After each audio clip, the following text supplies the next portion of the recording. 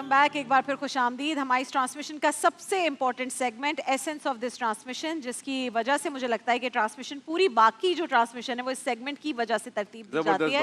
हाँ। और उलमाए कराम हमारी इस ट्रांसमिशन में मौजूद होते हैं। अस्सलामु अलैकुम वरहमतुल्लाह। वालेकुम अस्सलाम। 2 दिन रह गए हैं और बहुत सारे अहम सवालात हैं जिस पर हमने कल मैं एक क्वेश्चन करके गया था, कल एक सवाल करके गए थे। वो कॉलर है मेरे ख्याल में। हाँ जी, एक लाइव कॉलर भी हमारे साथ। जी अस्सलाम वालेकुम। हेलो। अस्सलाम वालेकुम। वालेकुम अस्सलाम। जी कौन कहाँ से बात कर रहा है? मैं अपना नाम बताऊं कि बिल्कुल सही है, कोई बात नहीं। जी बताइए, क्या पूछना है आपको? क्या बात? मैंने ना मेरा ये है कि मैंने टीएल कराया है। जी टीएल करवाया है, मैं करवाया है टीएल के बाद जवाब कर सकते हैं। अच्छा, ठीक है, मैं समझ गई। आगे बताइए। अच्छा ठीक है, मैं समझ गई। हाँ जी सही है। एक सर्जरी होती है जिसमें बच्चा दानी को ज़ाहिर बंद करवा दिया जाता है कि बच्चे और ना पैदा हों। वो सर्जरी सही है करवानी? बिस्मिल्लाहिर्रहमानिर्रहीम। अल्लाह तबारक व तआला ने नस्ल इंसानी की हिफाजत के लिए मियाँ और बीवी के ताल्लुक़ को निकाह के ज़रिए से जायज़ करार दिया है। और इस बुनियादी रिश्ते का मकसद यह है कि इंसान के यहाँ बच्चों की विलादत हो, आदमी बाप बनने का शर्फ़ हासिल करे, औरत माँ बनने का शर्फ़ हासिल करे। तो अगर कोई शौहर और बीवी, यानी शौहर अपने जिस्म के अंदर कोई ऐसी मॉडिफिकेशन करवा लेता है या औरत अपने वजूद में कोई ऐसी तब्दीली करवा लेती है कि जिसकी वजह से बच्चों की पैदाइश का सिलसिला मुकम्मल तौर पर ख़त्म हो जाए या रुक जाए, तो बिला उज़्र शरई और तबी ये नाजायज़ होगा। बाज़ औक़ात ऐसा होता है कि लोगों में एक महज़ लज़्ज़तियत का जज्बा इस कदर परवान चढ़ जाता है कि बाज़ औक़ात वो बिफ़ोर मैरिज भी इस तरह की कुछ उमूर की तरफ अपना रुझान रखते हैं। तो इस वजह से तो ये शरअन नाजायज़ है। लेकिन अगर फ़र्ज़ कीजिए कि एक औरत के यहाँ बच्चों की विलादत हो चुकी है या डॉक्टर्स ने ज़िंदगी के किसी भी मरहले में उसे ये रेकमेंड कर दिया है कि अगर तुमने यूट्रस ना निकलवाया या तुमने इस तरह का कोई और तरीक़ा इलाज जिसकी वजह से फाइब्रॉइड्स हो जाते हैं, उसकी वजह से कहा जाता है निकलवा दें, तकलीफ होती है। एग्जैक्टली। तो कोई और ऐसा तरीक़ा इलाज जिसकी वजह से बच्चों का सिलसिला अब मुनक़ते हो जाए, तो शरई तौर पर फिर ये जायज़ होगा, क्योंकि माँ असल है और बच्चा उसकी फ़रा है, यानी बच्चा उसकी ब्रांच है, फ़रा है। तो किसी भी सूरत में बच्चे की पैदाइश की वजह से अगर माँ को कोई ऐसा नुकसान पहुंचने का अंदेशा है कि डॉक्टर्स बता चुके हैं कि तुम्हारा ऑपरेशन के ज़रिए से बच्चे की तुम्हारे यहाँ विलादत हो चुकी है, अगर दोबारा तुम माँ बनी तो नतीजतन तुम्हारी जान को ख़तरा हो सकता है या तुम्हारी जिस्म के अंदरूनी हिस्से में, तो ये करवा सकते हैं। लेकिन फैमिली प्लानिंग के लिए नहीं होगा। फैमिली प्लानिंग के लिए नहीं होगा कि महज किसी को 2 ही बच्चे अच्छे लगते थे। हाँ, ये पॉसिबल है कि अगर किसी शरई उज़्र की वजह से या अपने हालात के पेश नज़र कोई फैमिली प्लानिंग की तरफ तवज्जो रखना चाहता है, तो उसके लिए जो दूसरे ऐसे तरीक़े जो इंसानी जिस्म को नुकसान ना पहुँचाते हों, अखलाकियात के ख़िलाफ़ ना हो, हया के ख़िलाफ़ ना हो, तो वो दूसरे तरीक़े इख्तियार कर लिए जाएँ। लेकिन मर्द के लिए नसबंदी करवाना या औरत के लिए यूट्रस को निकलवा देना या बच्चा दानी को निकलवा देना, ये नाजायज़ हो। टेम्पररी जो फजल ज़ुबान साहब फैमिली प्लानिंग के तरीके होते हैं, वो एक कॉपर टी रखवाई जाती है, हाथ में रखवाई जाती है बच्चे ना होने के लिए। ये टेम्पररी जो सॉल्यूशंस होते हैं, वो उसकी इजाज़त है या उसकी भी ममानियत है? बिस्मिल्लाहिर्रहमानिर्रहीम। ये तो परमानेंट है, मतलब ये सर्जरी हो गई तो उसके बाद तो बच्चा नहीं पैदा किया जा सकता। और इन्होंने भी जो मर्दों के हवाले से निशानदेही की वो भी परमानेंट है, बट जो टेम्पररी है वो इजाज़त है उसकी या नहीं? देखिए, कुरान करीम के अंदर है वला तक़्तुलू औलादकुम खशियत इमलाक, कि भूख और फाके के डर से अपनी औलादों को कत्ल न करो। उसका एक मतलब यही बनता है कि इस नीयत से आदमी फैमिली प्लानिंग या मंसूबा बंदी करे या इसकाते हमल करे। अल्लाह ताला फरमाते हैं नहनु नर्ज़ुकुकुम व इय्याहुम, हम तुम्हें भी रिज़्क़ देंगे, आने वाली तुम्हारी नस्लों को भी हम रिज़्क़ देंगे। फिर अल्लाह ने उसलूब बदल कर कहा नहनु नर्ज़ुकुहुम व इय्याकुम, आने वालों के रिज़्क़ का बंदोबस्त तुम्हारे रिज़्क़ से भी पहले हो चुका है। तो एक तो ये ज़ाहिर है कि बहुत बड़ा कत्ल है, कबीरा गुनाहों के अंदर इसका शुमार आता है। अच्छा, मुस्तकिल तौर पर डॉक्टर साहब ने बात कर दी। आर्जी तौर पर अगर डॉक्टर ये सजेस्ट करे कि भाई اس عورت کے بدن کے اعتبار سے زیادہ بچوں کا ہونا نقصان دہ ہے اور اس کی جان خطرے میں پڑ سکتی ہے، یا بچوں کی تربیت کے حوالے سے کہ پے در پے یا زیادہ بچے ہوں گے تو ان کی تربیت اخلاقی اور دینی اعتبار سے نہیں ہو یوزلی پائے. جو گائنیکالوجسٹ ہوتی ہیں وہ کہتی ہیں 3 ایئرس کا گیپ دینا چاہیے، یہ ہیلدی باڈی کے لیے بھی ضروری ہے، خواتین کے لیے، کیونکہ آج کل ویسے ہی بہت کمزوری ہے. دیکھیں میرے خیال میں یہ ہر عورت کی جسمانی ساخت اور اس کی اس پہ صحت depend کے اوپر کرتا ہے. ڈیپینڈ صحیح. کرتا ہے. تو شاید بعض عورتوں کے لیے 3 بچوں کے بعد بھی کمزوری زیادہ ہوتی ہو، بعض عورتوں کے لیے نہیں. تو اس کو اسپیسیفکلی تو ہر ایک کے مطابق ڈیل کیا جائے گا، لیکن اس میں گنجائش ہے اس کو عزل یا ایسے طریقے کہ ویسے ہی میاں بیوی جو ہے وہ ایسے طریقے اختیار کرے جس سے اولاد نہ ہو، تو اس کی گنجائش ہے اور اس کو اختیار کیا جا سکتا صحیح. ہے. لیکن وہ ان کی نیت کے اوپر ڈیپینڈ کرتا ہے، اسباب اور وسائل کے اوپر ڈیپینڈ کرتا ہے، تعلیم اور تربیت کے اوپر ڈیپینڈ کرتا ہے. اور ڈاکٹر کا میں یہ ضرور کہوں گا کہ اس ڈاکٹر کا مسلمان ہونا اور متدین ہونا، دیکھیں دیندار ہونا بہت ضروری ہے. آج کل جو این جی اوز پروپیگنڈا کرتی ہیں جی. اور پوری دنیا کے ویسٹرن کلچر سے جو ہم متاثر ہیں، اسی پر میں تو سوال- اگر اس کو ہم ہاں. بالکل لائٹ وے میں لے لیں گے اسی نا پر میں سوال تو کرنے یہ جا رہی معاملہ ہوں دوسری کہ طرف اب چلا یہ جائے جو گا. کیمپین حکومتی سطح پر بھی تو عامر عبداللہ صاحب چلائی جاتی ہے کہ بچے 2 ہی اچھے یا 2 بچے پیدا کریں، تو ہم جیسے بات کرتے ہیں کہ جو آپ کا قانون کہتا ہے آپ نے اس کو فالو کرنا ہے، تو اس معاملے میں اگر حکومت آپ کا لگا رہی ہے، جن ممالک میں یہ ریسٹرکشن ہے کہ بھائی آپ 2 بچے پیدا کریں، وہاں پر پھر کیا فالو کیا جائے گا؟ جاپان یا چائنا میں ہے نا؟ چائنا میں بھی بہت زیادہ اس کی Change کر دیا کیمپین بہت چلائی جاتی ہے کہ 2 بچے پیدا کریں. میں نے شاید یہی ایک جملہ کہا تھا کہ جو بھی بچہ دنیا میں آتا ہے وہ ایک منہ لے کر آتا ہے اور 2 ہاتھ لے کر آتا ہے، اور اصل جو ضرورت ہے وہ یہ ہے کہ ان کی تربیت اچھی ہو اور وہ وسائل، جن وسائل پر چند لوگوں کا قبضہ ہے ناجائز، وہ جن کا حق ہے ان تک پہنچایا جائے، تو یہ مسائل پیدا نہیں ہوں گے.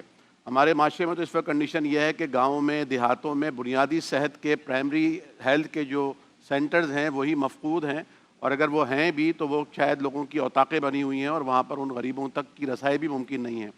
جو سرکاری ہسپتالوں میں دوائیں ملتی ہیں غریبوں کے لیے، وہ دوائیں بھی جو ہیں وہ میڈیکل اسٹور پہ بک رہی ہوتی ہیں. تو یہ چیزیں ہیں امپورٹنٹ جن کو دیکھنے کی ضرورت ہے.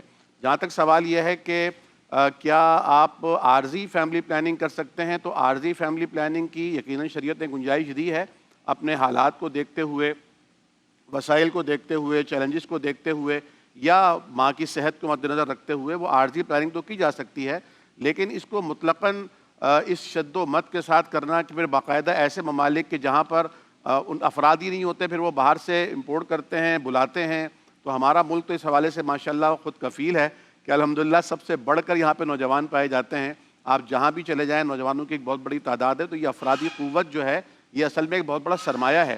اس سرمایہ کو اگر یوٹیلائز کر لیا جائے اور ان کی تربیت کر کے ان کو قومی دھارے میں شامل کیا جائے اور ان میں جو خوابیدہ صلاحیتیں ہیں ان کو بیدار کیا جائے، تو ایک بہت بڑا، یعنی ہمارے ملک کو ایک بہت بڑا وسیلہ مل سکتا ہے ترقی کے لیے. لیکن اس طرح توجہ نہیں ہے.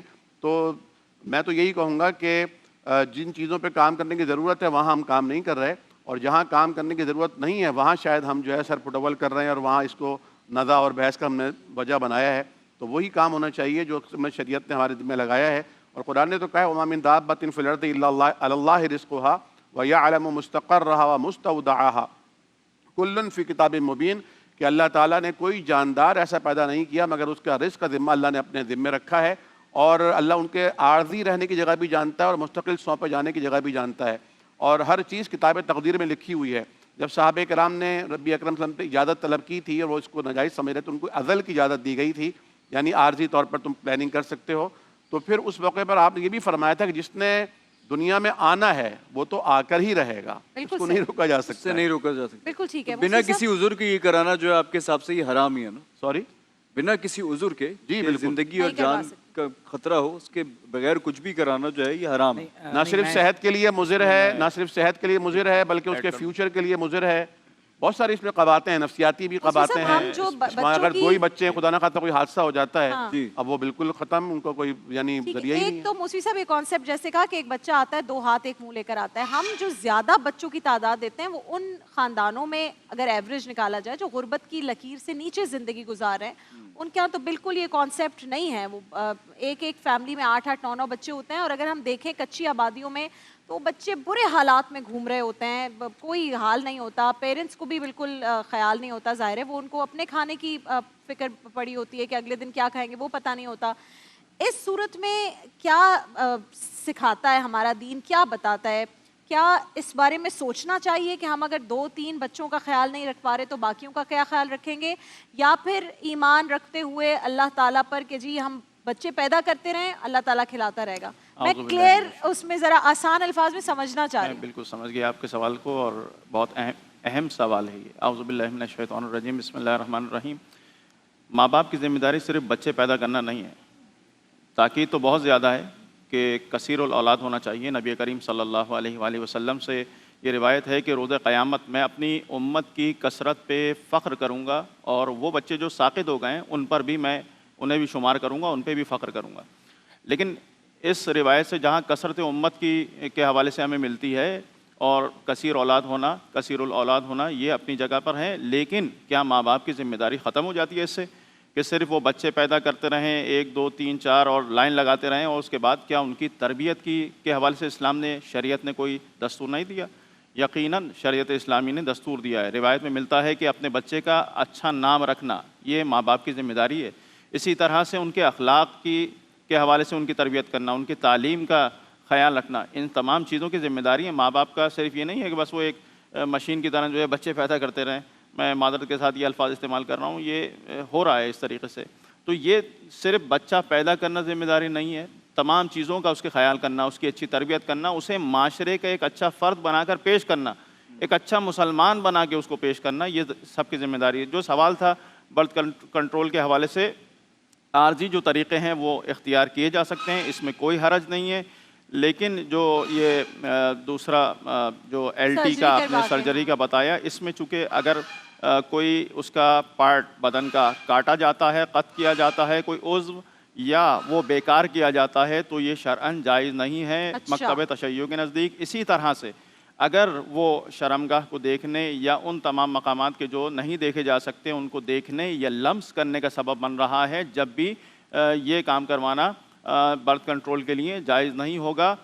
ہاں اگر یعنی کوئی ضرر ایسا ہو کہ جس کی وجہ سے یعنی جس کی تلافی نہیں ہو سکتی ہو, یا بے انتہا مشقت کا سبب بن رہا ہو, اور کوئی حلال راستہ نہ ہو اس کے علاوہ, تو اس صورت میں فقط اتنی مقدار میں کہ جتنے میں دیکھنا اور لمس کرنا ضروری ہے, بس اتنی ہی کی اجازت ملے گی, اس سے اضافے کی اجازت نہیں ملے گی. رابعہ بہن, میں آپ کے ایک سوال سے ایک نقطہ مجھے ذہن میں آیا ہے. دیکھیں یہ جو غربت ہے نا, غربت کا یا افلاس کا تعلق کثرت اولاد یا قلت اولاد سے ہرگز نہیں ہے. اس کا تعلق ایک خاص مینٹلٹی سے ہے, اس کا تعلق لا علمی, جہالت, اگنورنس سے ہے. ہمارے ہاں جن مقامات پر یہ جو آپ نے کنڈیشن سوال میں رکھی تھی آغا صاحب کے حوالے سے, جہاں پر یہ معاملات زیادہ تر دیکھے جاتے ہیں, وہاں اصل میں جہالت اصل مسئلہ ہے, اصل میں لا علمی اصل مسئلہ ہے. اصل میں انسان کو انسان ہی نہیں سمجھا جا رہا نا, وہ اپنے آپ کو مشین سمجھے ہوئے ہیں. ان کا کام بس کھانا ہے, پینا ہے, سونا ہے, اور اپنی نفسانی خواہشات پوری کرنا ہے. تو ان کو اصل میں وہ تربیت دینے کی ضرورت ہے جس تربیت کی آپ بات کر رہے ہیں. اس میں 2 چیزیں ہیں. دیکھیں, ایک ہے رزق کا خوف, اور اس کی وجہ سے اولاد پیدا نہ کرنا, یہ ایک الگ ہے, اور اس کی ذمہ داری اللہ نے لی. لیکن کیا کوئی ذمہ داری ماں باپ کے اوپر ہے نہیں ہے؟ تربیت کی, تعلیم کی, تمام چیزوں کی ذمہ داری ماں باپ. ایک جملہ بس میں ایڈ کرنا چاہتا ہوں. ہمارے ہاں ایک غلط فہمی ہے لوگوں میں کہ جب کبھی بھی شوہر اور بیوی کا تعلق قائم ہوتا ہے تو اولاد کا پیدا ہونا ضروری ہے.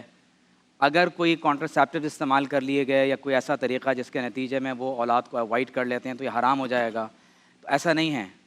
شرعی طور پر یہ جائز ہے. آپ صلی اللہ علیہ وسلم نے اس کی اجازت بھی عنایت فرمائی. آپ خود غور کیجئے, آپ نے بچوں کی گنتی کے بارے میں پوچھا تو حضور علیہ الصلوۃ والسلام کی کتنی اولاد امجاد ہے. یہ ہمارے لیے ایک مثال ہے. حضرت سیدہ ام کلثوم, حضرت سیدہ زینب, حضرت سیدہ رقیہ, حضرت سیدہ فاطمہ الزہرا رضی اللہ تعالی عنہن اجمعین, اور آپ علیہ الصلوۃ والسلام کے 2 صاحبزادگان. تو اس کا مطلب یہ ہوا کہ 2 سے زیادہ بھی اولاد ہو سکتی ہیں. لیکن اگر والدین اپنی میوچل انڈرسٹینڈنگ کے ساتھ اپنے حالات کے پیش نظر, جسمانی صحت کے پیش نظر اگر وہ کوئی فیصلہ کر لیتے ہیں اور یہ فیصلہ صرف اس ایک فیملی تک محدود ہے، جس طرح مفتی صاحب نے بھی کہا کہ اس کو ہم جنرلائزیشن کے ساتھ پوری قوم کو مشورہ نہیں دے رہے کہ وہ یہ کام شروع کریں، پتہ چلا کہ بعد میں پھر ان کو پیسے دینا پڑیں کہ جس کے یہاں بچوں کی ولادت ہوگی تو اس کو پھر باقاعدہ اس کے لیے الاؤنسز دیے جائیں گے، جس طرح سے آج یورپ کے اندر ہو رہا ہے. تو میں یہ سمجھتا ہوں کہ یہ خالص ایک ہیومن رائٹس کا پرابلم ہے، لوگوں کا بہت پرسنل اور کلوز پرابلم ہوتا ہے. لوگوں کو خود ڈیسائیڈ کرنے دیں کہ وہ اپنے حالات کے پیش نظر. ایک اور جی لائیو کالر ہیں ہمارے ساتھ. السلام علیکم. وعلیکم السلام جناب، محمد عبداللہ بات کر رہا ہوں کراچی سے. جی عبداللہ بھائی بتائیے. جناب ایک کچھ عرصہ پہلے ایک قصص القرآن کے نام سے ایک سیریز آیا کرتی تھی مصر کی، جس میں انبیاء کرام کے اور صحابہ کرام کے واقعات بیان کیے جاتے تھے. پھر اس کے بعد ایک عمر سیریز کے نام سے سیریز آئی کہ جس میں حضرت صلی اللہ علیہ وسلم کے زمانے کے صحابہ وغیرہ. آج کل یہ تمام کے تمام کام جو ہے یہ اے آئی جنریٹڈ ویڈیوز کے ذریعے سے کیا جا رہا ہے. جی تو میرا علماء کرام سے یہ سوال ہے کہ کیا ان فلموں اور موویز وغیرہ کو دیکھنا کیا یہ جائز ہے؟ کیونکہ جب ہم لوگ ان کو دیکھتے ہیں تو پھر قرآن مجید کی تلاوت کرتے ہوئے، سورت پڑھتے ہوئے یا نماز پڑھتے ہوئے دماغ میں ان کا خیال آتا ہے کہ نعوذ باللہ حضرت ابراہیم ایسے نظر آتے ہوں گے، حضرت اسماعیل ایسے نظر آتے ہوں گے. تو کیا یہ ویڈیوز صحیح ہے، سمجھ آ گئی، بالکل بات سمجھ آ گئی. قصص الانبیاء یا اس طرح کے جو بھی انبیاء سے متعلق واقعات ہیں ان کی اب اے آئی ویڈیوز بنائی جاتی ہیں. اور یوٹیوب پر تو میں ایک اس دن خود میری نظر سے گزری کہ وہ ملینز آف اس کے ویوز تھے، اس میں باقاعدہ پکچرائز کر کے پورے واقعات دکھائے ہوئے ہیں، حضرت نوح علیہ السلام کے ساتھ کیا واقعہ پیش آیا سب کچھ. پہلے تو یہ بنانا بڑا مشکل تھا، ظاہر ہے کسی کا بھی مووی بنانا بڑا مشکل ہے. اب جو اے آئی کی ایپس آ گئی ہیں اس سے تو بہت آسان ہو گیا ہے. لیکن میں نے دیکھا اس کے اندر جو پروفٹس کے بارے میں ذکر ہے نا، اس میں پروفٹس کی شکل نہیں دکھاتے کبھی. ہاں وہ ایک روشنی سی دکھاتے ہیں، امیجنری روشنی ہوتی ہے وہ دکھاتے ہیں. باقی لیکن جو لوگ اس قصے میں انوالو ہیں ان سب کی شکلیں دکھائی جاتی ہیں کارٹون کے طور پر. دیکھیے دانش بھائی، اس وقت دنیا کا سب سے بڑا سوال میں یہ سمجھتا ہوں کہ اس رمضان ٹرانسمیشن کا بھی سب سے بڑا سوال یہ ہے کیونکہ اس وقت ڈیجیٹل ٹیکنالوجیکل ریولوشن کی وجہ سے دنیا جس تیزی کے ساتھ اب مٹیریلزم سے ورچوئلزم کی طرف جا رہی ہے، یہ اس وقت ہماری فیملیز کا، نوجوانوں کا، پوری مسلم دنیا کا ٹیکنالوجیکل ایتھکس، ڈیجیٹل بیہیویئر اور اے آئی ایتھکس کے حوالے سے یہ سب سے بڑا کوشچن ہے جس کو ہمارے یہاں اس وقت ایڈریس نہیں کیا جا رہا. آپ ذرا غور کیجئے کہ آپ سعودی عربیہ، قطر اور خاص طور پر یو اے اور دیگر مسلم ممالک کی بات کریں، وہ اے آئی ایتھکس پر اپنی اسٹریٹجیز بنا چکے ہیں. اس پر لیجسلیشن ہو رہی ہے، پوری دنیا کے ممالک میں ہو رہی ہے. میں اس کی ایک چھوٹی سی مثال آپ کو دوں گا. جب آپ مائنرز کی پکچرز کو ان اے آئی ٹولز میں ڈال کر کچھ جنریٹ کرنا چاہیں تو وہ آپ کو خود ڈینائی کرے گا، وہ بتائے گا کہ مائنرز کے حوالے سے لیجسلیشن ہو چکی ہے. میں اس میں گزارش کرنا چاہوں گا کہ ایک ہے کسی شخص کا باقاعدہ کوئی کردار ادا کرنا اور ایک ہے اے آئی ٹولز کے ذریعے سے اس کو جنریٹ کرنا. بہت سے اسٹوڈنٹس کے ذہن میں یہ سوال آ رہا ہے، آپ چاہیں تو ڈسکس نہ کریں لیکن یہ معاشرے کا زندہ مسئلہ ہو رہا ہے. لوگ یہ سوال کر رہے ہیں کہ کیا نعوذ باللہ آپ صلی اللہ علیہ وسلم کے حلیہ مبارک کو ہم کسی اے آئی ٹول پر ڈال کر کوئی ہم تصویر جنریٹ کر سکتے ہیں، یا اے آئی ٹولز کے ذریعے سے دانش بھائی اب صرف وہ ایک لائٹ نہیں دکھاتے، باقاعدہ کارٹونز بن رہے ہیں، باقاعدہ فلمیں بن رہی ہیں اور پورا جو میٹا فزکس ہے سارا، جس میں آپ کی جنت، جہنم، فرشتے اور نعوذ باللہ من ذالک اب خدا کے وجود پر بھی اس طرح کی اے آئی جنریٹڈ فلمز آ رہی ہیں. اے آئی پاورڈ قرآن ہمارے پاس آ رہے ہیں، لوگ اپنے قرآن مجید کے تراجم بنا رہے ہیں، تفاسیر بنا رہے ہیں. تو بہت سارے ریلیجن سے ریلیٹڈ میٹرز ہیں جو اس وقت ورچوئل ورلڈ میں ہمارے ہاں پیدا ہو گئے ہیں. اے آئی وائف کا تصور آ گیا، ڈیجیٹل کمپینین شپ کا تصور ہمارے ہاں اس وقت رائج ہو چکا ہے اور بے شمار ویب سائٹس اور اپلیکیشنز اس پر کام کر رہی ہیں. میں یہ سمجھتا ہوں کہ اس کو باقاعدہ ایڈریس کرنے کی ضرورت ہے. شرعی حکم کیا ہے؟ میں یہ عرض کر رہا تھا کہ اب ڈیجیٹل وائف اور ڈیجیٹل کمپینین کا بھی ایک تصور سامنے آ گیا. ریلیجیس سائٹس کو ہسٹوریکلی ریکریٹ کیا جا رہا ہے، یعنی آپ وی آر گلاسز کے ذریعے سے اس 1400 سال پرانے دور میں داخل ہو کر اس ریکریشنل ریالٹی کے ساتھ آپ ورچوئل ورلڈ میں تمام چیزوں کو اپنے وی آر گلاسز کے ذریعے سے دیکھ رہے ہیں. اب ایک پہلی بات تو یہ ہے کہ اسلامی دنیا پر یہ فرض ہے کہ وہ اپنے مد مقابل افراد سے زیادہ بڑی تعداد میں، قوت میں، ٹیکنالوجی میں آگے بڑھیں، کیونکہ آپ لیجسلیشن اور اخلاقی نوعیت کے مسائل کو اس وقت تک حل نہیں کر سکتے جب تک آپ ان سے زیادہ ٹیکنالوجی کو حاصل نہیں کریں گے. آپ غور کیجئے کہ ابھی کچھ عرصے پہلے ہی غزہ کے اندر اے آئی پاورڈ ویپن استعمال کرنے کا انکشاف ہوا ہے کہ کس طرح سے اے آئی پاورڈ ویپنز اور ڈرونز کے ذریعے سے، ایئر کرافٹ کے ذریعے سے وہاں پر بمباری کی گئی ہے. تو اب میں آنا چاہتا ہوں کہ یہ خاص طور پر کہ اے آئی کے استعمال میں جہاں انبیاء کی تصویر سازی ڈپیکشن ہو رہی ہے، اس کی کیا شرعی حیثیت ہے؟ دیکھیں ڈاکومنٹریز ضرور بنائیں، اینیمیشنز بنائیں، آپ اس قدر آگے جا رہے ہیں، اب شاید آنے والے وقتوں میں اے آئی مفتی ہمارے سامنے آ چکے ہیں، اے آئی ورچوئل علماء کا تصور ہے، اور جب سے آرٹیفیشل انٹیلیجنس، روبوٹکس اور ورچوئل ریالٹی یہ تینوں چیزیں کمبائن ہوئی ہیں، آپ یقین جانیں دنیا میں ایک ایسا بڑا انقلاب آ گیا، ہو سکتا ہے کہ آئندہ آنے والے وقتوں میں ایک اے آئی روبوٹک عالم آپ کے سامنے ہو اور اینکر بھی اسی طرح سے آپ کے سامنے ہو۔ اچھا لیکن میں ایک کوشچن یہ کرنا چاہوں گا، جیسے جو چھوٹے بچے ہیں وہ ان کے لیے ایک طرح کی ویژول ٹریٹ ہوتی ہے کہ وہ دیکھ رہے ہیں جو ہم قصہ ان کو سنا رہے ہیں وہ اے آئی کے تھرو اس کو اینیمیٹڈ فارم میں دیکھ رہے ہیں، تو وہ اس کو زیادہ شوق سے دیکھتے ہیں اور اسی بہانے وہ قصہ جو ہے وہ ان کو پورا یاد بھی ہو جاتا ہے، تو یہ اس وجہ سے کیا کہنا ہے؟ صحیح، دیکھیے میں یہ عرض کر رہا ہوں کہ لرننگ پروسیس اس سے بہت بڑھ گیا کیونکہ آپ کے تمام سینسز اس میں استعمال ہو رہے ہیں، اور وی آر گلاسز سے تو آپ فیل کر رہے ہیں کہ as if you are there, آپ وہاں پر موجود ہیں۔ لیکن جو سب سے امپورٹنٹ حصہ ہے میں چاہتا ہوں کہ میں کنکلوڈ کر دوں کہ دیکھیے غیر نبی اور نبی میں فرق ہوتا ہے، قرآن اور غیر کتاب اللہ میں فرق ہوتا ہے۔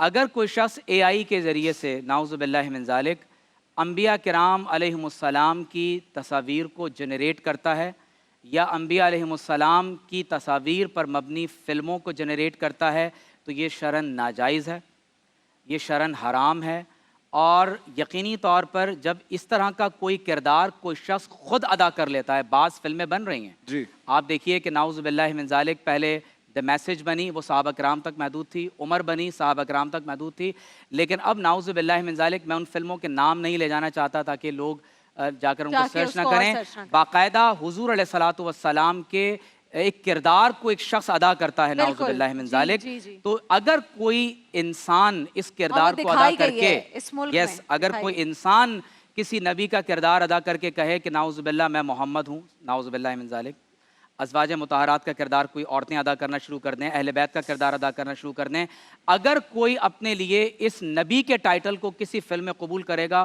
وہ اسی لمحے دائرہ اسلام سے خارج ہو جائے گا، کیونکہ یہ ختم نبوت کے عقیدے کے خلاف ہے، یہ اللہ کے نبی کی حرمت اور تعظیم کے خلاف ہے۔ جہاں تک تعلق ہے اے آئی جنریٹڈ ویڈیوز کا تو یہ بھی شرعاً حرام اور ناجائز ہیں، جو انبیاء کی ڈپیکشن کے ساتھ بنائی جاتی ہیں، کیونکہ یہ انبیاء علیہم السلام کے مقام و مرتبے کے خلاف ہے، اور خاص طور پر یہ بات بہت امپورٹنٹ ہے، اگر سد و ذرائع کے تحت آپ نے یہ نہیں کیا تو جس طرح سے نعوذ باللہ من ذالک غیر انبیاء کے بارے میں جو بلیسفیمی کا ایک سلسلہ پوری دنیا کے اندر چلتا چلا جا رہا ہے، یہ سلسلہ مزید آگے بڑھے گا۔ آپ روک کیسے سکتے ہیں؟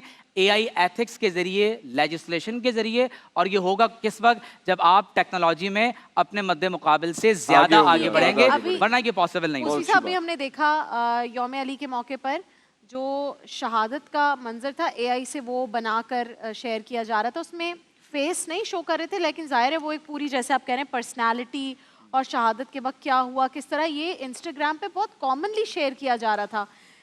میں اسپیسیفک اس لیے کہہ رہی ہوں تاکہ ہم پہنچ سکیں قریب اس چیز تک کہ اس میں کیا ہے الاؤڈ اور کیا نہیں ہے، اس طرح کی چیزیں بنانا جائز ہے؟ بسم اللہ الرحمن الرحیم۔ پہلی بات تو اس کے اندر جو آپ بیان کر رہی ہیں وہ امیر المومنین کے حوالے سے ہے، امیر کوفہ یا شہید کوفہ کے نام سے، اور اس کے اندر چہرہ نہیں دکھایا گیا امیر المومنین کا، صرف قدم مبارک دکھائے گئے، اور مکتب تشیع کے نزدیک اس میں اختلاف ہے، بہرحال بعض مخالف ہیں اس کے کہ چہرہ نہ دکھایا جائے، شخصیت نہ دکھائی جائے، اور اس لیے جو آپ نے دانش بھائی چونکہ آپ تو اس سے ریلیٹڈ ہیں اور آپ کا کام ہی یہی ہے، آپ نے صحیح نشاندہی کی کہ وہ نور کا ایک حالہ سا بنا دیتے ہیں چہرے کے اوپر تاکہ وہ تعظیم ان کی تکریم میں اس کا جو ہے خیال رکھنا چونکہ ضروری ہے، لہذا وہ بعض فقہاء نے بہرحال اجازت دی، آیت اللہ سیستانی ابھی جو آیت اللہ علی خامنائی شہید ہوئے ان کے نزدیک اجازت ہے، لیکن اس شرط کے ساتھ کہ ان شخصیات، ان مقدس ہستیوں کی تکریم کا اور ان کی تعظیم کا خیال رکھا جائے،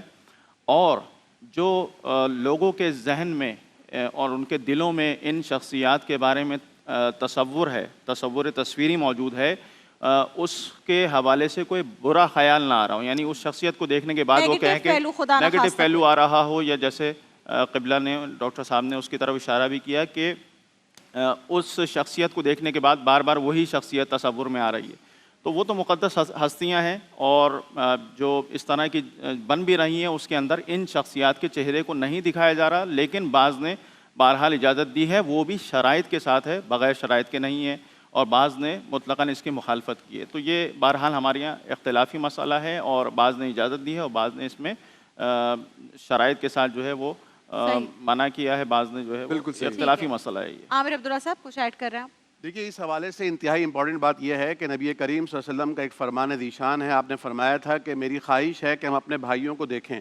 صحابہ کرام نے کہا تو یا رسول اللہ ہم آپ کے بھائی نہیں ہیں, تو فرمایا تھا کہ تم تو میرے ساتھی ہو, اصحاب ہو. بھائی تو وہ ہوں گے جو قیامت کے دور میں یعنی آخری دنوں میں مسلمان ایمان لانے والے ہوں گے, وہ مجھے دیکھے بغیر ایمان لائیں گے. تم نے تو مجھے دیکھا ہے, وہ مجھے دیکھے بغیر ایمان لائیں گے.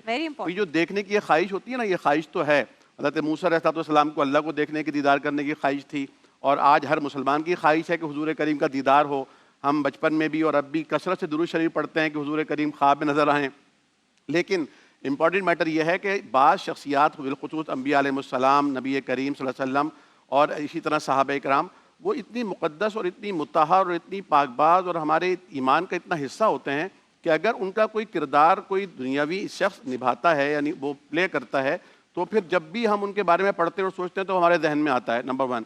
نمبر 2 یہ کہ جب اگر ہم اے آئی کے ذریعے, اکثر بچے ایسے ہوتے ہیں نا, وہ پرومپٹ دے دیتے ہیں کہ ہمیں حضور کریم صلی اللہ علیہ وسلم کی تصویر بنا کے دے دیں, تو وہ اے آئی تو آپ کے کہنے پہ جو بھی بنا کے دے دے گا. تو یہ بالکل غلط ہے, حرام ہے. صحیح فرمایا مفتی صاحب نے, ناجائز ہے. بچوں کی تربیت ہونی چاہیے, اسکولز میں بچوں کو بتایا جانا چاہیے, مدارس میں, اور اسی طرح جمعے کے خطبات میں ان کو ایڈریس کیا جانا چاہیے کہ اس طرح کا پرومپٹ نہ دیں. اگر کہیں ایسی چیز دیکھیں تو اس کو کنڈم کریں. اور جو حضور کریم صلی اللہ علیہ وسلم کی تعلیمات ہیں, دیکھیں جتنا یعنی نبی اکرم کا نہ کوئی ٹویٹر اکاؤنٹ ہے, نہ آپ کا فیس بک اکاؤنٹ ہے, نہ آپ کا کوئی پیج ہے, نہ آپ کی کوئی میڈیا ٹیم ہے, نہ اس کے کوئی ایڈمن ہے, لیکن پوری کائنات میں سب سے زیادہ مقبول ترین اگر کوئی ہستی ہے تو ہمارے نبی کریم ہے. کوئی رائے نہیں اس بات. وہ جو آپ کی تعلیمات ہیں وہ قرآن کریم, اما عائشہ سے پوچھا گیا کہ حضور کا اخلاق کیسا تھا, کردار کیسا تھا, انہوں نے فرمایا تم نے قرآن نہیں پڑھا, کان خلق القرآن. تو اگر آپ قرآن پڑھیں گے, اگر آپ احادیث پڑھیں گے, سیرت طیبہ پڑھیں گے, تو حضور آپ کو چلتے ہوئے, بیٹھتے ہوئے, مسکراتے ہوئے, اٹھتے ہوئے, بیٹھتے ہوئے, دیتے ہوئے, لیتے ہوئے نظر آئیں گے. تو یہ جو تصور کا جو مزہ ہے نا, یہ دیکھ کر کبھی کیا بات کی. فضل سبحان صاحب اس میں ایڈ ہو جائیں ضمن ایک سوال. جیسے انہوں نے کہا کہ لیجسلیشن بن گئی ہے, مائنرز کی اگر آپ پکچر بنانا چاہیں, اس کو کچھ اور ماڈیفائی کرنا چاہیں, آپ کو اے آئی خود روک دیتا ہے کہ مجھے الاؤڈ نہیں ہے. اس طرح مسلمان ممالک کو, لیڈرز کو, علماء کرام کو مل کر لیجسلیشن بنوانی چاہیے کہ کوئی بھی خدا نہ خواستہ اگر کہتا ہے کہ رسول اللہ کی کوئی بھی اے آئی سے جنریٹڈ ان کا جو بھی تصور ہے, پکچر ہے, وہ بنایا جائے, تو اے آئی خود منع کر دے. یہ لیجسلیشن پر کام ہونا چاہیے. بسم اللہ الرحمن الرحیم. دیکھیں بنیادی بات تو یہ ہے کہ قرآن وَأَعِدُّوا لَهُم مَّا اسْتَطَعْتُم مِّن قُوَّةٍ, یہ الفاظ ہیں کہ کافروں کے خلاف تیاری کر رکھو جو بھی تمہارے پاس قوت ہو. مفسرین نے لکھا ہے کہ یہاں کسی اسلحے کا یا ویپن کا نام نہیں لیا ہے, یعنی ہر زمانے میں وہ ٹیکنالوجی جس سے کافر تم پر غلبہ پا سکتا ہے, اس کے مقابلے میں اس سے اعلیٰ درجے کی ٹیکنالوجی کو حاصل کرنا مسلمانوں پر فرض ہے. فرض ہے. امام غزالی رحمۃ اللہ علیہ نے احیاء العلوم میں اس بات کو مینشن کیا. اب یہ جو 5th جنریشن وار, ہائیبریڈ وار یا ڈیپ فیک ٹیکنالوجی وار جو بھی ہے, اب دیکھیں اے آئی اس وقت جھولے میں ہے, وہ بھی بچہ ہے, ابھی تو اس کو اور آگے بڑھنا ہے. ٹریڈیشنل اے آئی, پرسکرپٹیو اے آئی, پروگرامیٹیو اے آئی, اسی طرح ایجنٹک اے آئی, اور اس میں باقاعدہ لوگوں کے سکل سکور کو دیکھا جاتا ہے, اس میں پرسنالٹی انسائٹس کو دیکھا جاتا ہے, اس میں زرنسٹ کے حوالے سے لوگ جو ہے وہ زمین اور زر کے حوالے سے معلومات لیتے ہیں, اس میں وائب کوڈنگ کا ایک پرسیپشن ہے. تو اس تمام صورتحال میں اے آئی کے ذریعے سے جو فلمیں بنائی جاتی ہیں, اس کا مقصد کیا ہے؟ اس کا مقصد یہ ہے کہ مسلمانوں کا تعلق ان کے نبی سے کمزور کر دیا جائے. جب ایک عام آدمی کسی نبی کے روپ میں نعوذ باللہ آ کر, یعنی آرٹیفیشل کا مطلب ہی مصنوعی ہوتا ہے, وہ نبی جس کی کائنات میں کوئی مثال اور نظیر نہیں ہو سکتی, آپ اس کی نظیر اور مثال لانے کی کوشش کر رہے ہیں, اور وہ ہیرو جب اس میں پرفارم کرتا ہے, ایکٹنگ کرتا ہے, تو لوگ اس کو اپنا آئیڈیل امیجن کرتے ہیں. تو ظاہر سی بات ہے کہ مسلمانوں کے لیے جو آئیڈیل تھا وہ تو لقد کان لکم فی رسول اللہ اسوۃ حسنہ، وہ تو اللہ کے رسول صلی اللہ علیہ وسلم تھے. تو اب اسی ایکٹر کو کل اگر کوئی غلط کام کرتے ہوئے بے دیکھے، یا وہ ایکٹر اگر عقیدے کے حوالے سے کوئی غلط بات بھی کر لیں، تو لوگوں کے ذہن میں تو اس کو ایک ہیرو بنا کر پیش کیا گیا ہے. یہ جو بنی اسرائیل تھے، بچڑے کی عبادت، وَأُشْرِبُوا فِي قُلُوبِهِمُ الْعِجْلِ، قرآن کہتا ہے ان کے دلوں میں بچڑے کی عبادت پلا دی گئی، گھول کر رکھ دی گئی تھی. تو اسی طرح ان ایکٹروں کی، ان کی محبت دلوں میں ڈال کر رسول اللہ صلی اللہ علیہ وسلم اور دیگر جتنے انبیاء ہیں، کسی نہ کسی طرح ان کے مقام اور امیج کو ڈیگریڈ کرنے کی کوشش ہوتی ہے. اور ایک بات میں ضرور کہوں گا کہ کوئی فلموں سے دیکھ کر اگر دیندار ہوتا، ڈراموں سے دیکھ کر اگر اس کی اصلاحات ہوتی، تو وہ جو مسجد کا ایک تصور ہے، یہ اللہ کا گھر ہے، فرشتوں کا ماحول ہے، سینہ بسینہ علم منتقل ہوتا ہے، احب البلاد الی اللہ مساجدہا، روئے زمین پر اللہ کو پسندیدہ جگہ مسجد ہیں. اور قیامت کے دن عرش کے سائے میں جو 7 قسم کے لوگ ہوں گے، ایک قلبہ معلق بالمساجد، جس کا دل مسجد سے اٹکا ہوا ہوگا. اور العلماء ورثۃ الانبیاء، علماء نبیوں کے وارث ہیں. یہ تمام پیراڈائم شفٹ کرنے کے لیے کوشش ہوتی ہے. اور گیرٹ ولڈر نے جو گستاخی کی، وہ کارٹون امیز خاکے ہی تو تھے. ہم اس کافر کے کارٹون امیز خاکے پر اپنا پروٹیسٹ ریکارڈ کروانے کے لیے میدان عمل میں جان ہتھیلی پر لے کر آ گئے تھے. آج وہی مسلمان اگر اس کو پروموٹ کرے گا تو یہ گریجولی سٹیپ بائی سٹیپ ہوتا ہے. اور ایک بات آخری بات میں ضرور کہوں گا کہ دیکھیں آئزک نیوٹن، جس کو دی 100 میں تیسرا نمبر دیا ہے، حالانکہ وہ لکھنے والا مائیکل ہارٹ تو کرسچن تھا، پہلا نمبر آقا کو دیا، دوسرا اس نے آئزک نیوٹن کو یا عیسیٰ علیہ السلام کو دیا ہے. اس آئزک نیوٹن نے بھی یہ کہا کہ if I have seen further it is by standing on the shoulders of giants، کہ آج میں جو ترقی کی بلندی پر پہنچا ہوں تو اپنے پرانے لوگوں کے کندھوں پر پہنچ کر. تو اسی لیے ہمیں اپنے اکابر اور اسلاف کے نقش قدم پر چلنا چاہیے اور اس طرح کی چیزوں سے اعتراض کرنا چاہیے. دیکھیں ٹیکنالوجی کو نا آپ روک نہیں سکتے، میں آپ کو یہ بتا رہا ہوں.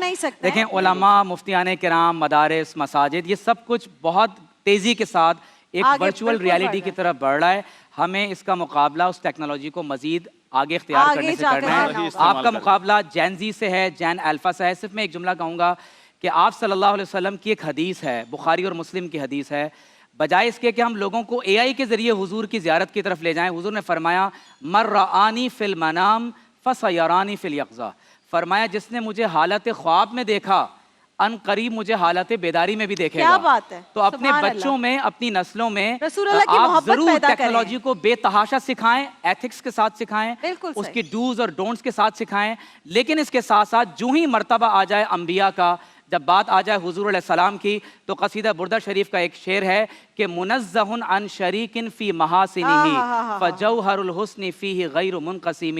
جس طرح اللہ تعالیٰ توحید میں یکتا ہے، اسی طرح کوئی شخص حضور علیہ السلام کا نہ مثل ہو سکتا ہے، نہ مثال ہو سکتا ہے، نہ حسن و جمال میں حضور کے شریک ہو سکتا ہے. کائنات کا ہر حسن تقسیم ہو سکتا ہے. حضرت یوسف کا حسن بھی کائنات کا آدھا ہو سکتا ہے. حضور علیہ السلام کا حسن مبارک تقسیم نہیں ہو سکتا. یوسف سے پوچھے مصطفیٰ کا حسن کیسے. واہ واہ. مثل مصطفیٰ کا کبھی تھا نہ ہے نہ ہوگا، کبھی تھا نہ ہے نہ ہوگا، کسی اور کا یہ رتبہ. درود ان پر، سلام ان پر، یہی کہنا خدا کا ہے. خدا کے بعد جو ہے مرتبہ صلی علی کا ہے. وہی سردار عالم ہے، وہی غمخوار امت ہے، وہی تو حشر کے میدان میں سب کی شفاعت ہے. ایسا تجھے خالق